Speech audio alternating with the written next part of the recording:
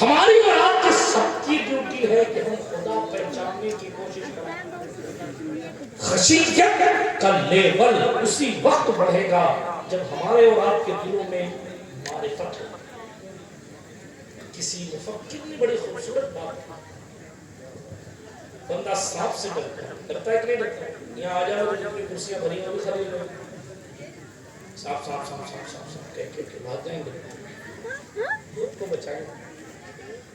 اور آسان ثابت کرو کہ تھکا ماندہ آدمی آئے اس کو کہیں سلا دیا جائے اور بس صاحب خانہ کہہ دیتی آپ کے سرانے والی کھڑکی میں جو چھوٹا سا سوراخ ہے یہاں سے کبھی کوئی سانپ آ جاتا ہے. باقی تو صاحب آپ کے لیے بہترین گدا ہے, نرم گدے ہیں, خوبصورت کمبل ہے, آپ سوئیے آرام سے. گرمی لگے تو اے سی چلا لیجئے, پنکھا چلا لیجئے, کہیے تو آپ کو ہیٹر لگوا دوں. ساری چیزیں ٹھیک ہیں, تھکے ہوئے بھی آپ بہت ہیں, ساری سویدھائیں اپلبدھ ہیں, لیکن سوراخ سے کبھی کبھی سانپ تشریف لے آتا ہے. سو پائیں گے آپ؟ بڑے لیڈر ہیں صاحب. کئی لوگ ہاں نہیں کچھ نہیں کر رہے, نہیں سو پائیں گے. کیوں؟ تو کیا ہو جائے گا؟ سانپ ہو جائے گا, کاٹ لے گا. تو کاٹ لے گا تو کیا ہو جائے گا؟ اسپتال جانا پڑے گا, مر سکتے ہیں. سانپ آ سکتا ہے, یقین نہیں ہے کہ آئے نہیں. کاٹ لے, کاٹ سکتا ہے, ہو سکتا ہے چلا جائے. کاٹے گا, ہو سکتا ہے کہ مر جائے. اس سب احتمال پر, شک پر پوری بنیاد کھڑی ہے. پھر بھی ڈر ہے. اللہ ہے یہ یقین ہے. موت حق ہے یقین ہے. مر کے جواب دینا یقینی ہے. پھر کیوں نہیں ڈرتے؟ پھر کیوں نہیں ڈرتے؟ ایک جملے میں کہوں, سانپ کی معرفت ہو جائے تو سانپ سے ڈر لگتا ہے, خدا کی معرفت ہو جائے تو خدا سے ڈر لگتا ہے. سالوں سال گزر گئے, خواجہ خواجگان سوتے نہیں تھے. مشہور سی بات ہے نا, خواجہ قطب پاک نے پوچھا تھا حضور نیند نہیں آتی؟ ایک جواب تو یہ ہے, فرمایا کہ مجھے جب یار کی یاد آتی ہے تو سوچتا ہوں وہ کبھی نہیں سوتا تو میں کیوں سو. بیٹھے بیٹھے رو گئے تھے. خواجہ قطب پاک نے پوچھا حضور 90 لاکھ لوگوں کو کلمہ پڑھایا ہے, کروڑ کروڑ نیکیاں آپ کے برہم میں ہیں, ان لاکھوں لوگوں کے سجدوں کا ثواب ظاہر آپ کو مل رہا, پھر کیوں رو رہے ہیں؟ خواجہ پاک نے فرمایا وہ اس لیے کہ قطب الدین تم نے نیکیاں تو بہت گنا دی میری, لیکن خدا کی شان کے مطابق میرے پاس کوئی نیکی نہیں ہے. اور اوپر چلیے, امام کائنات, مولائے کائنات, امام المشارق والمغارب, غالب علی کل غالب, مظہر العجائب والغرائب, امیر المومنین, خلیفۃ المسلمین, ابو الائمۃ الطاہرین, حضرت مولا علی بن ابو طالب کرم اللہ تعالی وجہ الکریم, راتوں کو اٹھ اٹھ کر خاتم الخلفاء مولا کائنات اس طرح روتے تھے جیسے سانپ نے ڈس لیا ہو. کتابوں میں لکھا جیسے کسی کو سانپ کاٹ لے اور وہ تڑپتا ہے, اس طرح خدا کے ڈر سے مولا علی تڑپتے تھے. ہم کہاں ہیں؟ ہماری کیفیت اور کنڈیشن کیا ہے؟ امام جعفر صادق چھٹے امام, اہل بیت کے اماموں میں سے چھٹے امام, جس کے علم کا لیول یہ ہے خلیفہ منصور نے جمع کیا تھا لوگوں کو, اور پھر امام اعظم, امام الائمہ, سراج الامہ, کاشف الغمہ, نعمان ابن ثابت المعروف امام اعظم ابو حنیفہ سے کہا خلیفہ منصور عباسی نے سوالات قائم کرو اور ہم جعفر صادق سے جوابات لیں گے. جو خود چٹکیوں میں مسئلہ حل کر دے, اتنا قابل عالم جب سوال قائم کریں تو سوچیں کتنے مشکل سوالات قائم کیے ہوں. سوال کرنے والے خود ہی امام اعظم ہو تو پھر کہنا کیا. لیکن جناب سنیے علمی مبلغ اور علمی شان یہ تھی. اختصار سے عرض کروں خلیفہ منصور عباسی کی زبردستی پر امام اعظم نے سوالات قائم کیے اور جب سوال حضرت سرکار امام جعفر صادق سے کیے جاتے تھے تو لکھا گیا کتابوں میں امام جعفر پاک امام ابو حنیفہ کے ایک ایک سوال کے دو دو جواب دیا کرتے تھے. دو جواب دیا کرتے. برادران ملت اسلامیہ یہی وہ سرکار امام اعظم ہیں جنہوں نے ان کے والد کو دیکھ کر کہا تھا لولا سرطان لہلک النعمان. کسی نے پوچھا ہے امام اعظم آپ کی عمر کتنی ہے تو اماموں کا امام کہتا ہے 2 سال. کہا وہ 2 سال کیوں؟ کہا وہ 2 سال میں نے امام محمد باقر کی خدمت میں گزارے ہیں. اگر وہ 2 سال نہ ہوتے تو نعمان بن ثابت ہلاک ہو جاتا. برادران ملت اسلامیہ وقت ہوتا تو میں آپ سے اور بھی باتیں کرتا لیکن ابھی میں آپ سے اتنا عرض کر رہا ہوں کہ علم خشیت لاتا ہے. علم اس لیے ہی سیکھا جاتا ہے تاکہ خدا کی معرفت ہو. علم حاصل کرنے کا مقصد یہ ہے خدا پہچانا جائے. علم حاصل کرنے کا مقصد یہ ہے خدا منایا جائے. علم حاصل کرنے کا مقصد یہ ہے خدا کا محبوب بن جائے.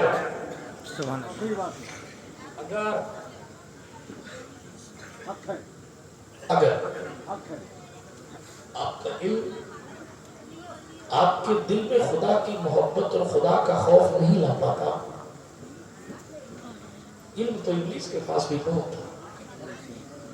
کیا اس کے علم نے اس کو نجات دلائی؟ پھر نجات کون دلائے؟ حضور کی حدیث ہے ابو داؤد شریف میں جن چیزوں سے حضور نے پناہ مانگی اس میں سے ایک وہ علم ہے جو نفع نہ دے. حضور نے دعا کی ہے صلی اللہ علیہ وسلم اے اللہ اس علم سے مجھے اپنی پناہ میں رکھنا جو علم نفع نہ دیتا. اس دل سے مجھے اپنی پناہ میں رکھنا جس میں خشوع و خضوع نہ ہو. ہم کہاں حضور تو عذاب قبر سے پناہ مانگ رہے اور ہم قبر کے باہر کھسکلی کر رہے.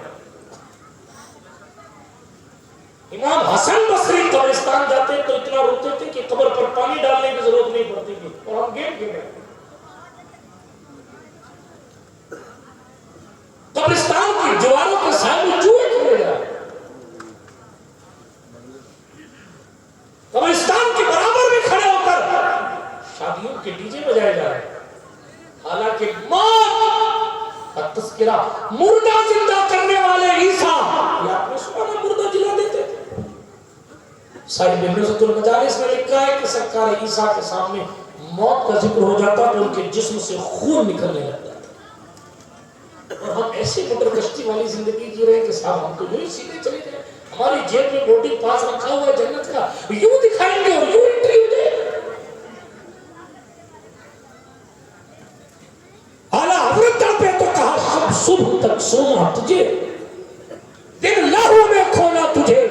شرم نبی خوف خدا یہ بھی نہیں وہ بھی نہیں. رزق خدا کھایا کیا اور جس نے رزق دیا اس کا فرمان ٹالا گیا. نہ اس کے کرم کا شکر ہے نہ اس کی سزا سے ڈرے. شکر کرم ترسے سزا یہ بھی نہیں وہ بھی نہ خود علم حاصل کر رہے ہیں نہ علم حاصل کرنے والوں کی قدر کر رہے ہیں. مدارس کے حالات برے ہیں, مساجد کے حالات بھی اچھے نہیں ہیں اور اس پر دشمن الگ سازشیں کر رہا ہے. پھر بھی میری قوم ناچنے سے فرصت ہی نہیں پا رہی ہے کہ آئے اور اپنی اس بکھرے ہوئے اپنے شیرازے کو درست کرنے کی کچھ کوشش کرے. ہر بندہ چاہتا ہے کہ ہمارے درجے بلند ہو جائے, لوگ ہمیں سلام کریں اور قرآن کہے آؤ ایمان والے بنو علم والے بنو. ہم درجے نہیں تمہیں درجوں بلند کر دے. لیکن ہم تو مائل مکرم ہیں کوئی سائی بھی نہیں. راہ دکھلائے کسے رہ میں منزل ہی نہیں. دوستوں بہت ساری باتیں کر سکتے ہیں لیکن ہم اپنے بزرگوں کے طریقے کو دیکھیں. انہوں نے اپنے دل میں مال کی محبت نہیں رکھی اس لیے وہ ترقی کرتے ہیں. کاٹا میرے جگر سے غم روزگار کا یوں کھینچ لیجئے کہ جگر کو خبر نہ ہو. ایسا گما دے ان کی رلا میں خدا ہمیں ڈھونڈا کرے جائے پر اپنی خبر کو خبر نہ ہو. برادران ملت اسلامیہ، دو چیز آپ کو ختم کرو، جہاں سے شروع کی تھی وہیں پہ ختم کرتا ہوں. علم حاصل نہ کرنا اور مال جمع کرنا یہ امت کو ہلاکت کی طرف لے جا رہا ہے. تو ہلاکت سے بچنا ہے، اس کا الٹا کیجیے. علم حاصل کیجئے، مال خوب کمائیے مگر مال کی محبت دل سے نکالیے. اسلام نے مال کمانے سے منع نہیں کیا. گہرائی کو سمجھیے. حضرت عثمان ابن عفان بہت بڑے سیٹ تھے، عبد الرحمن ابن عوف بہت بڑے تاجر تھے. کئی صحابہ ایسے جن کے پاس بہت پیسہ تھا، لیکن ایک بندہ آ کر ان کے سامنے دستے سوال دراز کرتا تو وہ پورا کا پورا اپنا دسترخوان بچھا کے ارے سوال نہ بھی دراز کرتا. مولا حسن کا قصہ ہے. ایک شخص نے کھڑے ہو کر گالیاں دی تھی مولا حسن کو اور آپ کے بابا کو، آپ کے نانا کو. حضرت مولا حسن ابن علی علیہ جدی علیہ السلام نے پلٹ کر خادم کو کہا دیکھو گھر میں کتنے پیسے ہیں؟ کہا ایک تھال بھرا ہوا ہے اشرفیوں کا. حضرت امام حسن پاک نے فرمایا لے آؤ. اس گالی دینے والے کو ایک تھال پیسے دیے اور اس کو چیخ چیخ کر کہتا تھا میں گواہی دیتا ہوں کہ آپ رسول اللہ کے شہزادے ہیں.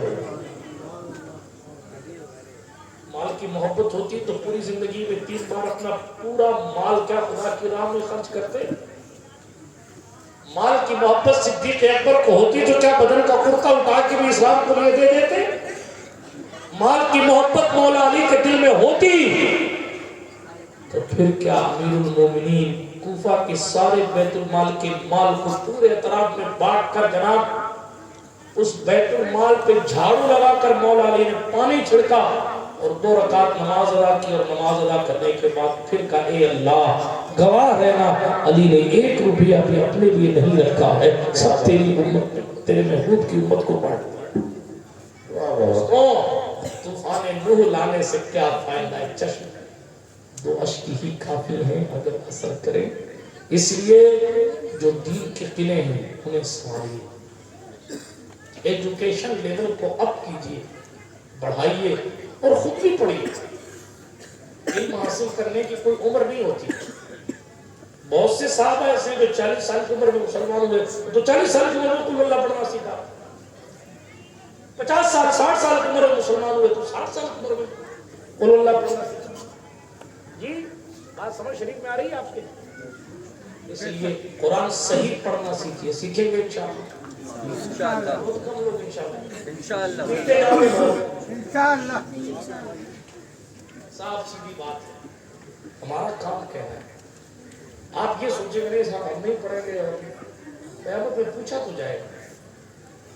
آپ یوں گھوم کے ادھر ادھر جلسوں کی طرح ادھر سے ادھر سے بھاگ کے نہیں جا سکتے. جی ایک میسج واٹس ایپ کا اگر کوئی کسی کو کرے اور اس کو جواب نہ دینا تو پوچھتا ہے کہ میں نے تجھے میسج کیا تھا جواب کیوں نہیں دیا؟ یہ قرآن اللہ کا کلام ہے، یہ اللہ کا پیغام ہے جو پیغمبر لے کر آئے.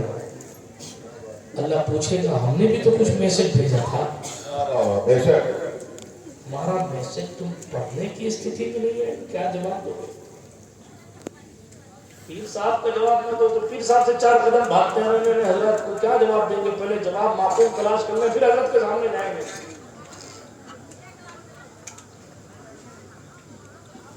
ہوتا ہے نا باپ نے کچھ کہا تھا میں نے پورا نہیں کیا، دوست نے مجھے میسج کیا تھا میں نے اس کا ریپلائی نہیں کیا، ملے گا تو وہ پوچھے گا. لوگ جھوٹ بولتے تھے میں نے دیکھا نہیں، میرا نیٹ آف تھا، فلاں تھا. یہ یہاں بہانے چل گئے. قیامت میں کیا جواب دو گے؟ اللہ پوچھے گا میرا کلام لے کر میرا محبوب آیا تھا زمین پر، پتھر کھائے تھے تاکہ کلام تم تک پہنچے اور شان کے ساتھ تبلیغ کا حق ادا کیا کہ گھر گھر تک قرآن پہنچا دیا، گھر گھر تک. لیکن تمہارے یہاں کلام مجید اس لیے خالی گھر پہ رکھ دیا چھت پر اونچی جگہ پر روزانہ گھر کی لیٹرینیں صاف کرنے والے سیٹھ جی کلام پاک کے جزدان پر لگی ہوئی گرد نہیں صاف کر پاتے. کیا جواب دو گے خدا کو؟ یہ دو گے کہ صاحب ہمارا جلسہ کرایا تھا، یہ دو گے کہ مدرسہ چلا رہے تھے؟ کیا جواب دو گے؟ ہم اپنے کام میں الجھے تھے، پائپ فٹ کر رہے تھے، مرغی ذبح کر رہے تھے، یہ جواب دو گے؟ تلخ جملہ کہوں، حالانکہ رات میں وقت بہت گزر گیا، لیکن حضور نے عربیوں کو غزلیات کی شاعری چھوڑا کر قرآن دیا تھا. آج ہم نے پھر قرآن چھوڑ کر گانے کی دھنوں کی شاعری کر اور پھر کہہ رہے ہیں فلانا مار رہا، فلانا مار رہا، فلانا. تو ادھر ادھر کی نہ بات کر، یہ بتا کہ قافلہ کیوں لٹا. مجھے رہزنوں کی خبر نہیں، تیری رہبری سے سوال. کلکم راعٍ وکلکم مسئول عن رعیتہ. اگر کسی قوم کے صدر بننے کا شوق ہے تو قیامت کے دن صدر سے پوچھا جا سکتا ہے کہ تیری قوم جاہل کیوں رہی. پیر سے پوچھا جا سکتا ہے تیرے مریدوں کی سب جاہل کیوں رہی. امام سے پوچھا جا سکتا ہے کہ تیرے مقتدی جاہل کیوں رہے. اور بروز قیامت جواب دینا پڑے گا. ادھر ادھر کی بات کر کے آپ بھاگ نہیں سکتے. اللہ خانوں کی شاعری سننے کے لیے گھنٹوں ٹائم ہے اور ابھی پوچھ رہے کلمہ سناؤ تیسرا تو پردادا اور لکڑ دادا کی یاد آ جائے. اس قوم کا بیڑا کر کس نے کیا؟ کیا ہم ادھر ادھر کی بات کرتے ہیں؟ کیا ہم اپنی نئی نسل کو آغاز زندگی دے رہے ہیں؟ ابھی حضرت فرما رہے تھے انجینئر مرزا وغیرہ کی بات. شاعری سنا کر انجینئر کا جواب نہیں دیا جائے گا. اس کو پڑھنا پڑے گا آپ کو. ہم شاعری حضور کی نعت میں اپنے عشق کو بے شک بڑھانے کے لیے پڑھتے ہیں. شاعری کرتے ہیں. وہ تو ایسی چیز ہے جس سے ہمارے دل میں مزید حضور کی طلب پیدا ہوتی ہے. لیکن جو حضور لائے ہیں اس کا بھی تو کچھ ہے کہ نہیں ہے تو اس کا حق ادا کیجیے. ذمہ داران کو بھی چاہیے کہ حق ادا کریں. تمام لوگوں کو چاہیے کہ حق ادا کریں. درجے بلند کروانے ہیں تو بینروں سے اور انسٹاگرام کی ریلوں سے درجے بلند نہیں ہوتے. شہرت اور مقبولیت میں فرق ہوتا ہے. شہرت ملنا آسان ہے، مقبولیت ملنا مشکل ہے. شہرت کے پیچھے نہ بھاگیں، مقبولیت کے پیچھے بھاگیں. جب مقبولیت مل جائے گی تو شہرت خیرات میں مل جائے گی. مقبولیت مل جائے گی، شہرت نہ بھی ملے تو کوئی فرق نہیں پڑتا. حضرت غریب نواز کے خلیفہ صوفی حمید الدین سلطان الطارقین نے اپنی فکر میں کہا تھا درویش نام است کے مشہور جہاں است، درویش است کے بے نام و نشاں است. درویش وہ نہیں ہے جو پوری دنیا میں مشہور ہو جائے، درویش وہ ہے جو بے نام و نشان سوتا ہے. اور اللہ کی بارگاہ میں اس کا مرتبہ تو وہی ہے جو اللہ رب العزت نے اسے عطا فرمایا ہے. آپ بھی بہت پڑھے لکھے تھے لیکن اے رضا ہر کام کا ایک وقت ہے. دل کو بھی آرام ہو ہی جائے گا. اللہ پاک ہمارے اور آپ کے دلوں میں علم کی محبت، علم نافع کی محبت ڈال دے اور ہمارے دلوں سے مال کی محبت نکال دے، دنیا کی محبت نکال دے. ہمارا آپ کا خاتمہ ایمان پر فرمائے. استغفر اللہ تعالی ربی من کل ذنب واتوب الیہ. اشهد ان لا اله الا الله وحده لا شريك له واشهد ان سيدنا محمدا عبده ورسوله. سبحانك لا علم لنا الا ما علمتنا انك انت العليم الحكيم. واخر دعوانا الحمد لله رب العالمين. السلام علیکم. وعلیکم السلام.